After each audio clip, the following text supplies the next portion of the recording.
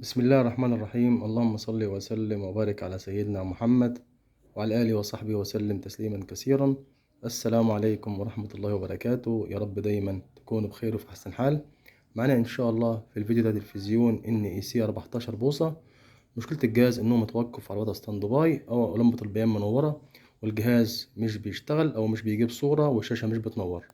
كده أنا موصل فيشة التلفزيون في المشترك اهوت، كده مشترك وضع إطفاء. أشغل كده مشترك، كده الجهاز وصله كهرباء، لمبة البيان عندي منورة، الشاشة عندي ما اشتغلتش، والبريسيت عندي هنا مفيش استجابة، مفيش عندي استجابة من البريستات. نفتح الجهاز ونشوف مع بعض ان شاء الله العطل هيكون من ايه. بعد ما فتحت الجهاز اول حاجة هنا حرر عندي السوكت بتاع السماعة عشان نقدر نحرك الشاشة بره شوية، والسوكت بتاع ملف الديجوزن. كده الشاشة يعتبر بحر معانا شوية. اول حاجة نعملها يا اصدقائي هنا نقيس الخط ال 110 فولت. خط 110 فولت عندي هنا الديود دوت، وده المكثف بتاع ترشيح خط 110 فولت. هنشوف كده مع بعض الجهد هنا هيبقى كام على طرف المكثف او على الطرف اللي هو بتاع الديود، اللي هو الطرف ده مع الارضي، ارضي الفيرتيك الترانزستور لاين، او ارضي الفيرتيكال يعني جسم الارضي او التيونر. نوصل الكهرباء، نقيس مع بعض كده ارضي التيونر اهوت، واجي وضع قياس فولت دي سي في ملتيمتر،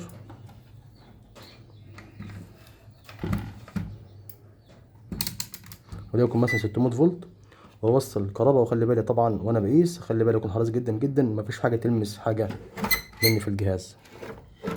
اقول بسم الله واوصل كده، بسم الله كده وصلت الكهرباء للجهاز.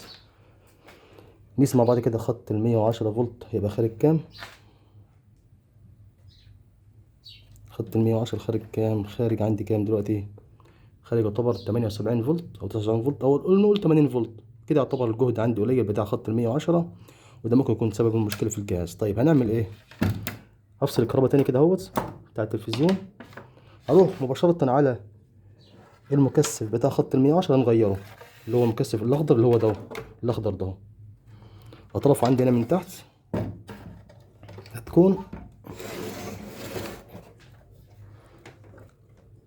طبعا عندنا الجهاز دوت ال NEC بيخرج عندنا جهدين بس، جهد ال 110 والجهد التاني اللي هو بيخرج منه ال 8 فولت، بيخرج منه ال 5 فولت بتاع IC الميموري ولمبة البيان، وبتاع الجزء اللي هو الخاص بال IC البروسيسور. عندي هنا الديود هو بتاع خط ال 110 اهوت، خارج من هنا اهوت رايح هنا، ده كده خط الموجب، ده كده المكثف اللي هو بتاع خط ال 110.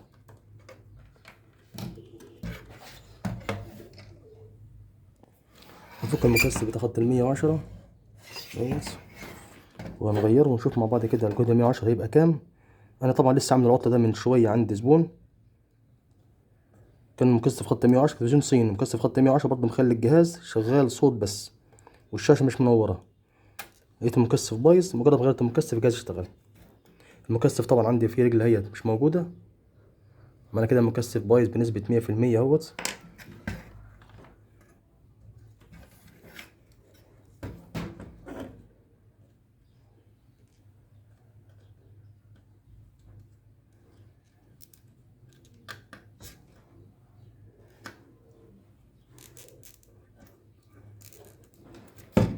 الرجل اهيت مقطومه او مملحه من المكثف نفسه اهيت. فرغ عندنا المكان بتاع رجلين المكثف.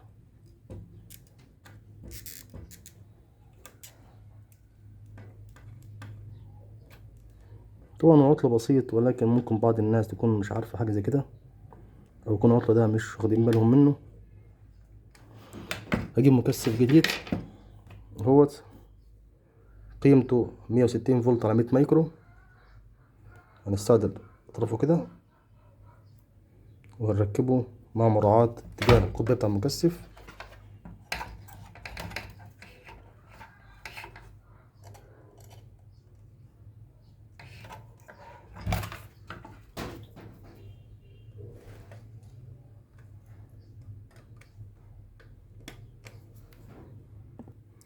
كده فرغت المكان رجلين المكثف اهوت. ابتدي نركب مكثف، واخد بالي من الطرف الارضي اللي هو ده.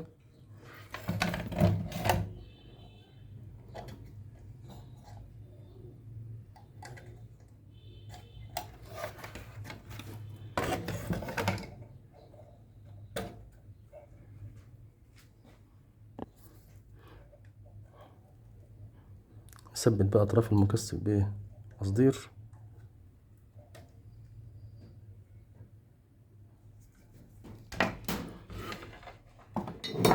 اشيل الجين الزيادة،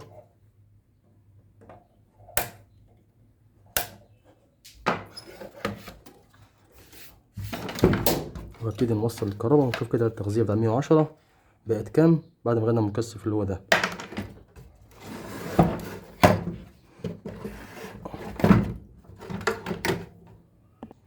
هوصل فيشة الجهاز ونشوف مع بعض كده خط 110 بقى كام بعد ما غيرنا المكثف. بسم الله.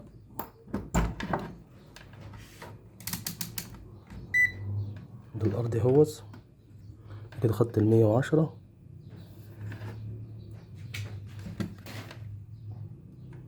بقى كام؟ بقى 116 فولت. نضغط كده على البريست بتاع القنوات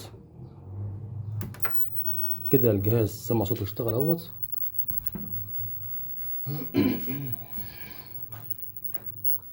نخرج ضغط عالي اهوت في المفك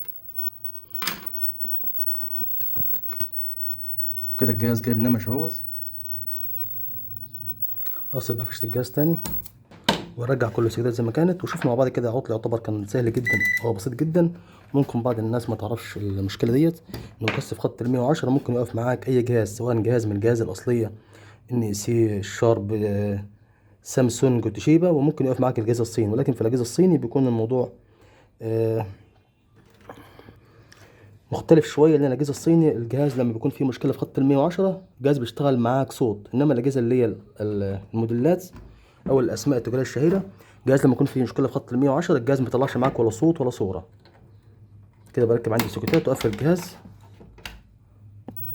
كده. الجهاز اشتغل تمام اهوت. كده وضع القناه الارضيه وكده وضع اي في. وبكده نكون وصلنا لنهايه الفيديو. شكرا لكم والسلام عليكم ورحمه الله وبركاته.